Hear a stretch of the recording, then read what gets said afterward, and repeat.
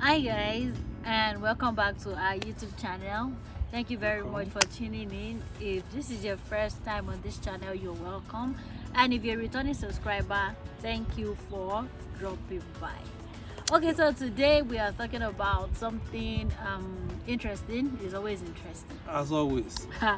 And so we're pretty much talking about, if you're coming here as a visitor and also as a student. Yep. Now, what are those common questions that you will get asked at the immigration spot at the airport? Yep.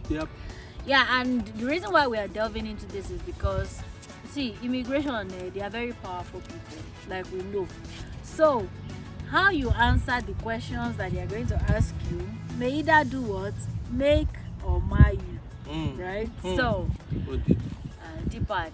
So, but it's true, right? It's true. yeah, and so, that's pretty much why we thought to share this with you guys so that you know the questions and the likely questions that you may get asked, and then you can prepare for those questions. Give your best answer. Yep. Your best answer that will guarantee you entry.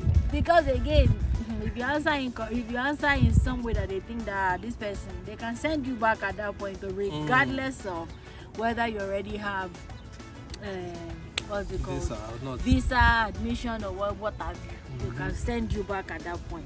Yep. And we don't want that to happen. Okay. Yeah, so pretty much number one question is the name of as a student, the name of your school, right? Pretty straightforward. Answer based on what is in your letter of acceptance. I don't think somebody should actually not know the name of the school they are coming to, but people can be funny. Yeah. If you use an agent. Yes, if you didn't do it yourself. But you should know. Yeah, so know it. It's not like they're asking you what's the name of your school, and it's at that point you're just bringing out documents. No. So just and let it match the document that you have, your letter of acceptance, right? So that's pretty much the number one question they will ask you. Yeah. And so what else? Well, the next question. Now, this question is just for you to know. It's not as if they will ask you in this order. They might ask you some. They might ask you. They might not even ask you.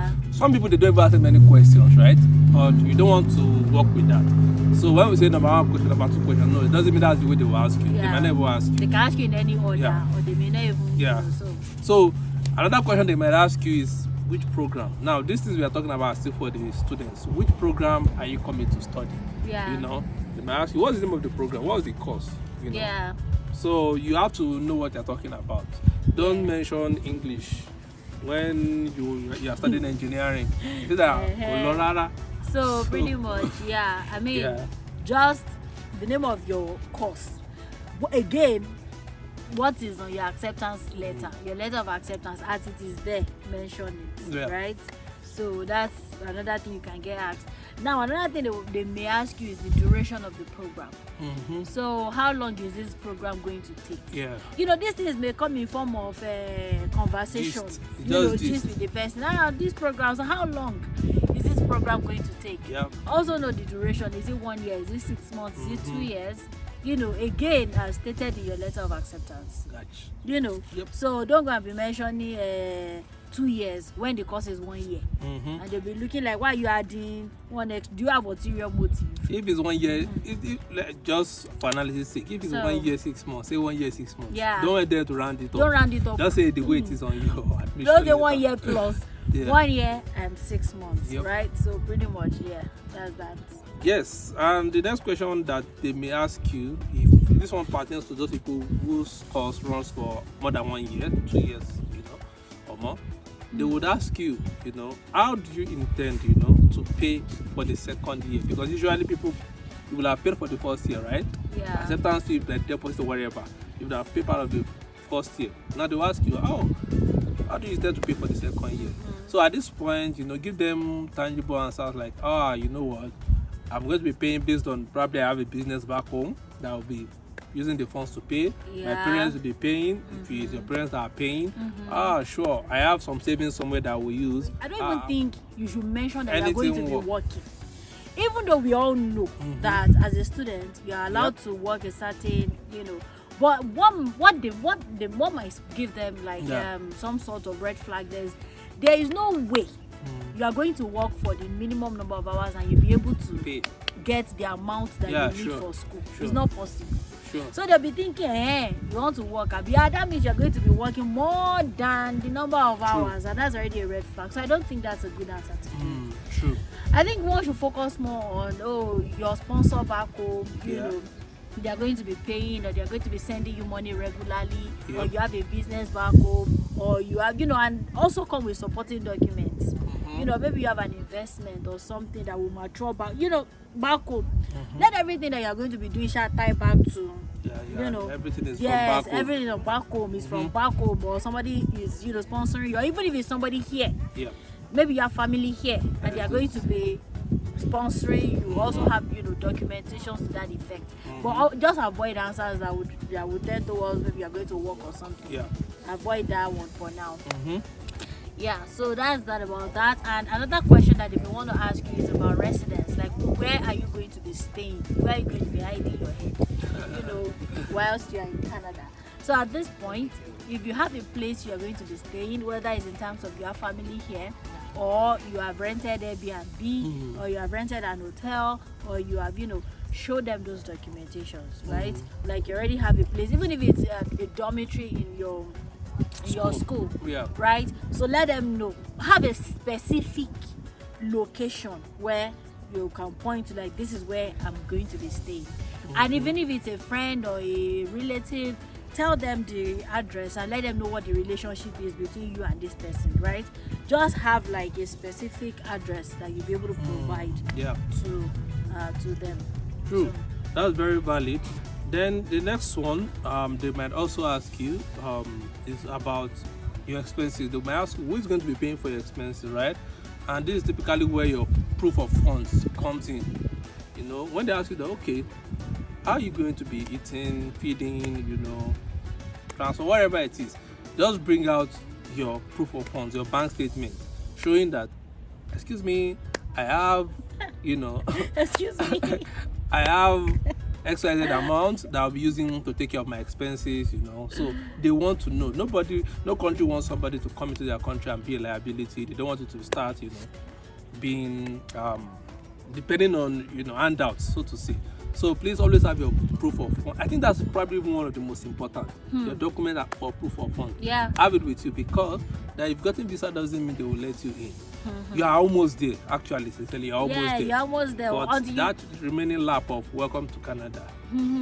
Until you cross, until you go over the immigration line. You have not entered. And you know, this just makes me remember the very first time I would travel out to the UK, and JJC like me now. All my documents, instead of me taking my documents along, you know, and body plane with it, I checked it in with my luggage. I put it in my luggage and I checked it in. And when we got to the immigration officer, why are you here? I'm here for what was it said? For work. It was work, right? But it was like, is it work, internship. Like internship. I'm here for internship. Where are your documents? Imagine. And there were 4 of us. JJs. All the men, the 3 of us that were there, that were men, none of us came with our documents. We checked it in. The only lady amongst us was the one that, you know, brought our documents. Kudos to the women. Kudos to the women. And they just said we should go. So unfortunately for us again, the 3 men, we were together. The lady was on another counter. The 3 of us were in a single line. Just said we should go and sit down somewhere. That they will attend to us later. Imagine. And when you start hearing things like that, you know that problem. Then we saw that the lady had checked in and she was already going over the line. We just shouted that, hey, that's the other person we are going with. That's the other person we are going with. In fact, you're even lucky that the immigration officer was, you know, the person is calm. Maybe I was. She was not calm because when I stood up, I wanted to go and call the lady. You know, JJC now. I wanted to cross the line and say, hey, that's the lady. The way she shouted, she was just like, oh, stay back. That your hair doesn't mean you can go over. We'll send you back. But I just calmed down. We just went to sit down.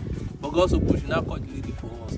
And the documents that we're using to go and work, right? All of us, we had the hotel, the same hotel, everything that they were going to put us in. So our names were on the, you know, document. That's how we went in. So Just to show you that it's not about it's not that's how powerful immigration is. Like you have all your admission documents and everything. You're already picturing and visualizing yourself wearing, all those their hoodie, the university top and all that.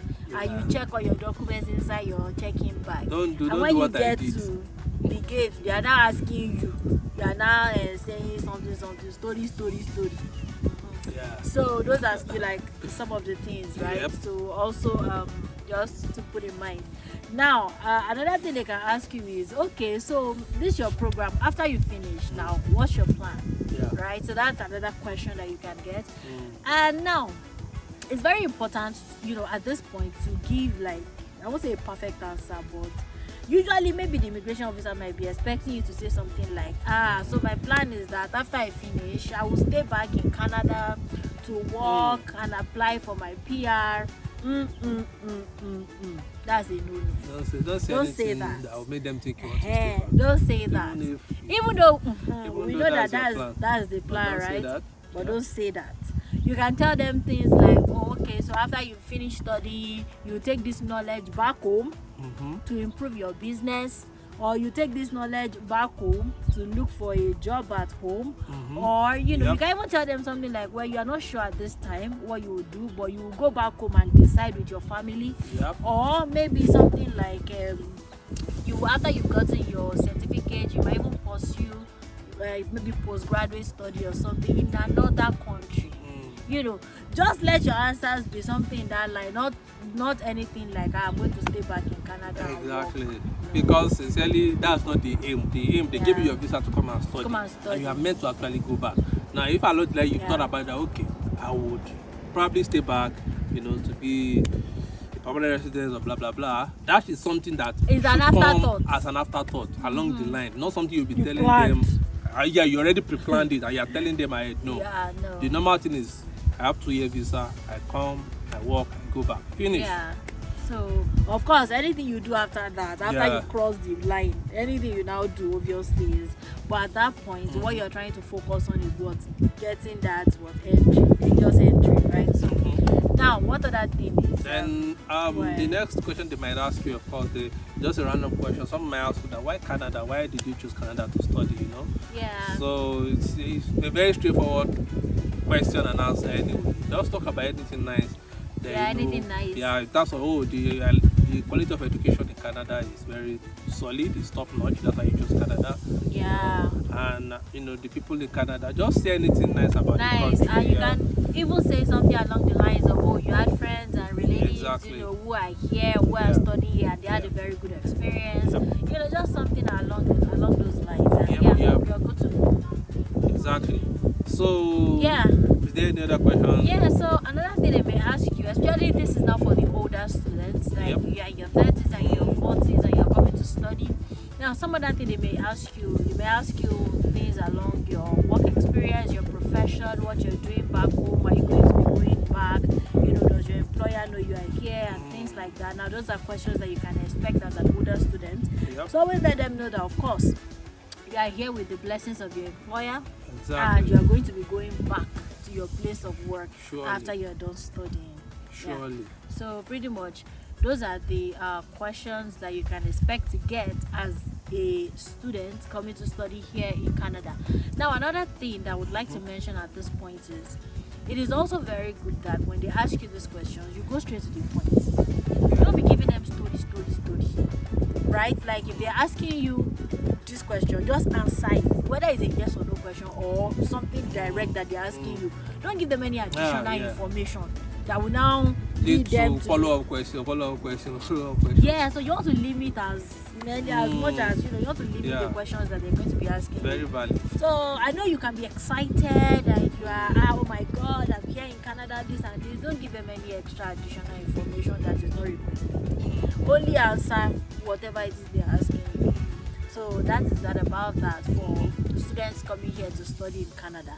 Now, if you're coming as a visitor, what kind of questions can you expect? Yeah, those ones, you won't have as much interrogation, so to say, like a student. But yeah, there are still some other questions they might ask you. Number one is they would ask you, who are you going to be staying with?